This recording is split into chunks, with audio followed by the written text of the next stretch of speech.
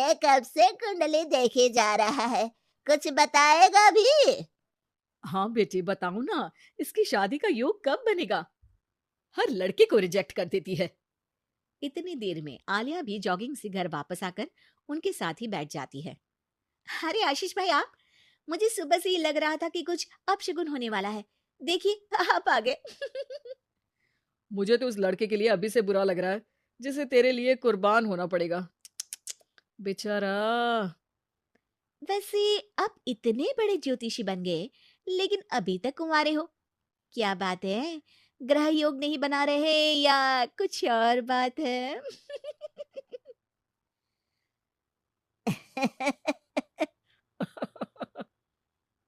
आलिया की इस बात पर वो और उसकी दादी हंसने लगते हैं, जिन्हें इग्नोर करते हुए माँ एक बार फिर उसकी शादी की बात पर आ जाती है। बेटा इसकी बात का बुरा मत मान। तू ये बता कि दिक्कत क्या है? अरे मौसी, सबसे बड़ी दिक्कत तो इसके जिद्दीपन की है। बाकी मंगल भारी है। जिद और स्वाभिमान में फर्क होता है। मेरी पोती नेक दिल, सेल्फ इंडिपेंडेंट लड़की है। ऐसे ही कुछ कॉम्प्रोमाइज करके कहीं भी शादी थोड़ी ना कर लेगी। माँ जी, आपने ही इसे बिगाड़ कर रखा है। माँ, दादी और भाई की नॉन स्टॉप शादी वाली बातें सुनकर आलिया गुस्से में उठ खड़ी होती है। माँ, आपको पता है मैं इन सब चीजों पर बिलीव नहीं करती, फिर भी आप लोगों ने मिलकर घर को सर्कस बना दिया है। घर वालों को ये सब सुनाकर आलिया तैयार होती है ऑफिस के लिए निकल जाने को, जहाँ रास्ते में उसे एक छोटी बच्ची फूल बेचते हुए मिलती है। दीदी, फूल खरीद लो ना, आज मेरी मम्मी का बर्थडे है। अच्छा, कितने के हैं? सिर्फ आपके लिए एक फूल, 20 रुपीज। आलिया उस बच्ची से सारे फूल खरीदकर ऑफिस पहुंचकर उन्हें सब में बांट देती है। क्या बात है? ये फूल किस खुशी में बांटे जा रहे हैं? फूल मिलने से सबके चेहरे पर जो खुशी आई है ना, उसी की समझ लो। चलो काम करते हैं। ऐसे ही आलिया अपने आसपास के लोगों में खुशियां बांटते हुए डेली लाइफ बहुत खुशी से जी रही होती है। दिन बीतते रहते हैं। एक शाम आलिया और उसकी दोस्त आइसक्रीम खरीदने जाती हैं।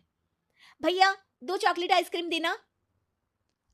तुम्हारा चॉकलेट आइसक्रीम से प्यार मुझे आज तक समझ नहीं आया।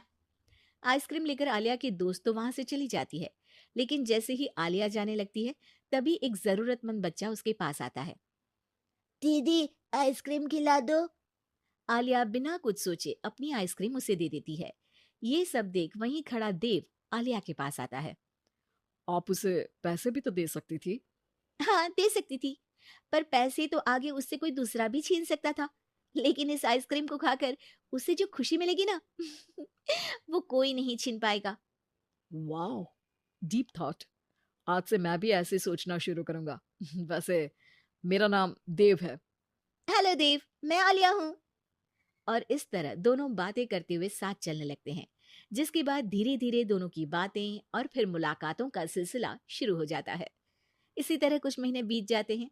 अब दोनों एक दूसरे को पसंद करने लगते हैं। मेरी मम्मी को उनके सोशल वर्क के लिए सम्मानित किया गया है, तो आज फैमिली डिनर में तुम भी आ सकती हो। अगर तुम्हारी मम्मी की गिफ्ट के लिए तुम मेरे साथ शॉपिंग चलोगे तो जरूर आऊंगी। दोनों शॉपिंग पर जाते हैं और रात को आलिया देव की मम्मी के लिए सुंदर लाल साड़ी लेकर डिनर पर पहुंचती है, जहां गिफ्ट देने और थोड़ी बात करने के बाद सब डिनर करने बैठते हैं। आंटी, आपको साड़ी कैसी लगी? अ, ठीक है। मतलब मैं एक सोशल वर्कर हूँ, तो ज़्यादातर सोबर कपड़े ही पहनती हूँ। डोंट वरी, मम्मी किसी स्पेशल मौके पर ये साड़ी ज़रूर पहनेंगी। इसी तरह बातें आगे बढ़ती हैं और डिनर खत्म होने पर आलिया घर वापस आती है, जिसके बाद से ही वो देव के साथ बात करना बंद कर देती है। ऐसे ही कुछ दिन बीत जाते हैं, जिसमें देव बहुत बार उसे कॉल और मैसेजेस करता है, लेकिन आलिया किसी का जवाब नहीं देती। क्या हुआ? सब कुछ तो अच्छा चल रहा था, फिर तुमने देव से बात करनी क्यों बंद कर दी? उसकी मम्मी को घर में बहू नहीं, नौकरानी का रिप्लेसमेंट चाहिए, जो मैं नहीं बन सकती। अरे इतनी जिद भी अच्छी नहीं। लड़कियों को थोड़ा कॉम्प्रोमाइज तो करना ही पड़ता है। तुम्हारे लिए देव से ज्यादा सूटेबल लड़का तुम्हें नहीं मिल सकता। माँ उसे ये सब बोल ही रही होती है कि उसके फोन पर मैसेज आता है, जिसे पढ़कर वो तुरंत घर से निकलकर हॉस्पिटल पहुंचती है, जहां देव अकेला परेशान खड़ा होता है। पर आलिया उसके पास न जाकर एक कमरे में जाती है और कुछ देर बाद बाहर निकलकर घर वापस आ जाती है। इसके कुछ दिनों बाद देव और उसकी मम्मी आलिया के घर आते हैं। अगर तुम हॉस्पिटल आकर ब्लड डोनेट नहीं करती तो शायद आज मैं यहाँ सबके साथ नहीं होती। तुमने मेरी आंखें खोल दी। मैं आज तक हर काम करते हुए यही सोचती थी कि सोसाइटी क्या सोचेगी, लेकिन तुमने मुझे समझाया जो नेक होते हैं उन्हें किसी दिखावे की जरूरत नहीं, उनका काम ही सब कुछ है।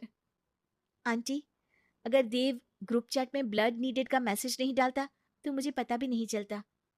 वो तो ठीक है, तुमने साड़ी नोटिस की, स्पेशल मौका। आलिया, मैं खाना बना लूंगा, घूमने जाने पर सारा सामान उठा लूंगा। प्लीज शादी के लिए हाँ बोल दो। अगर खाना दोनों मिलकर बनाए और घूमते हुए जब जो थके दूसरा उसे लाइफ लॉन्ग संभालने का वादा करे तो डील पक्की।